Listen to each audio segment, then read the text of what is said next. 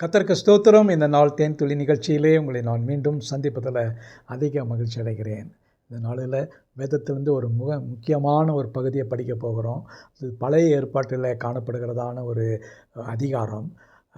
இயேசு கிறிஸ்து இந்த உலகத்தில் வந்து வாழ்ந்து தம்முடைய வாழ்க்கையை எப்படி முடிக்கப் போகிறார், அவருடைய மரணம் எப்படி இருக்கும் என்பதை குறித்து இயேசு பிறப்பதற்கு சில நூற்றாண்டுகளுக்கு முன்பாகவே ஏசாயா தீர்க்கதரிசி மிக அழகாக அதை படம் பிடித்து காட்டியிருக்கிறார். புட்ரைட் அது ஒரு நல்ல ஒரு காட்சியாக நமக்கு காட்டியிருக்கிறார். அதை தான் நம்ம இந்த நாளிலே பார்க்க போகிறோம்.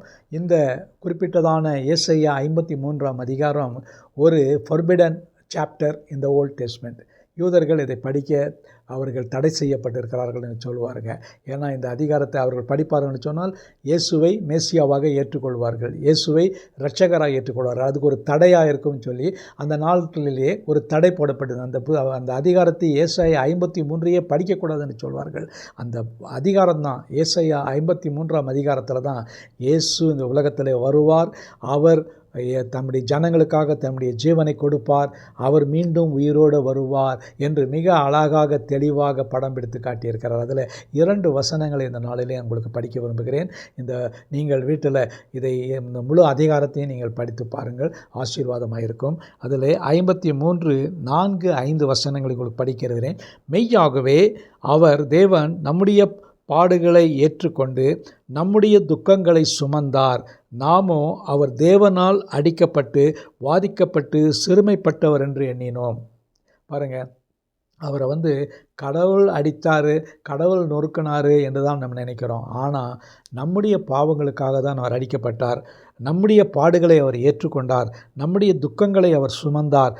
நம்ம என்ன நினச்சோம், இதை கடவுள் தேவன் அதை ஏற்படுத்தினார், ஆகவே அவர் இயேசு இந்த உலகத்தில் பாடுகளை பட்டார் என்று நினைக்கிறோம்.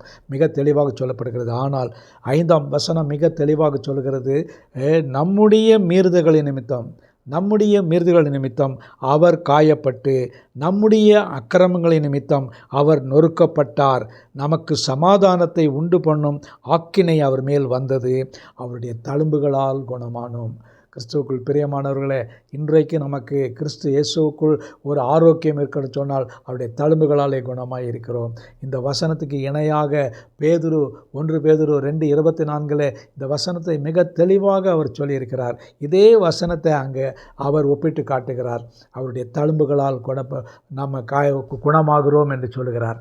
ஆகவே கிறிஸ்துவுக்குள் பிரியமானவர்களே, இந்த காலத்தில், இந்த லெந்து காலத்தில் வெறுமனே அவருடைய பாடுகளை ஒரு மேலோட்டமாய் பார்க்காதபடிக்கு அதை நாம் ஆழமாக அறிந்து புரிந்து கொள்ள வேண்டும். இயேசு எனக்காக அடிக்கப்பட்டார், இயேசு எனக்காக அவர் சுமந்தார், சிலுவையை சுமந்தார், அவர் சுமந்தார் என்று பார்க்கிறோம்.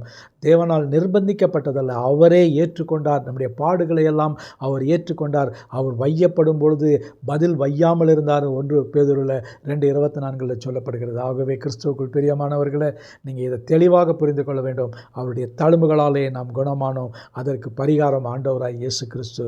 இந்த முழு அதிகாரத்தில் பார்க்கின்ற வேளையில் பல பாடுகள் மற்ற காரியங்களில் சொல்லப்படுகிறது. அவருடைய கல்லறை எங்கு இருக்கும், ஐஸ்வர்யவான இடத்துல இருக்கும் என்றும் சொல்லப்பட்டிருக்கிறது. அதை நாம் ஆழமாக இந்த லெந்து காலத்தில் அந்த ஏசாயா 53 படிப்போம். நமக்கு கர்த்தர் ஆசீர்வாதத்தை கொடுப்பார். ஆகவே நாம் தண்டிக்கப்பட்டிருக்க வேண்டும், நாம் சுமக்க வேண்டியதை அவர் சுமந்தார். எதற்காக? நீங்களும் நானும் இன்று ஆரோக்கியமாக இருப்பதற்காக. ஆகவே அவருடைய தழும்புகளாலே குணமானோம் என்பதை நம் வாயினாலே அறிக்கை செய்வோம். நல்ல ஆண்டவரே, நன்றியோட துதிக்கிறோம், ஸ்தோத்திரிக்கிறோம். நீர் எங்களுக்காக அடிக்கப்பட்டீர். தேவன் எங்களுக்கு ஆண்டவரே, எல்லார் உலகத்தினுடைய பாவங்களை அவர் மீது வைத்தாலும் கூட நீர் அதை ஏற்றுக்கொண்டு எங்களுக்காக சுமந்தீர் என்று நாங்கள் பார்க்கிறோம். அதற்காக ஸ்தோத்திரம். ஆசீர்வதிங்க. மீட்பர் இயேசுவின் நாமத்தில் ஜெபிக்கிறேன் நல்ல பிதாவே. ஆமேன், ஆமேன். கர்த்தர் உங்களை ஆசீர்வதிப்பாராக. இந்த நாள் ஒரு மகிழ்ச்சியான ஒரு நாளாக உங்களுக்கு அமையட்டும்.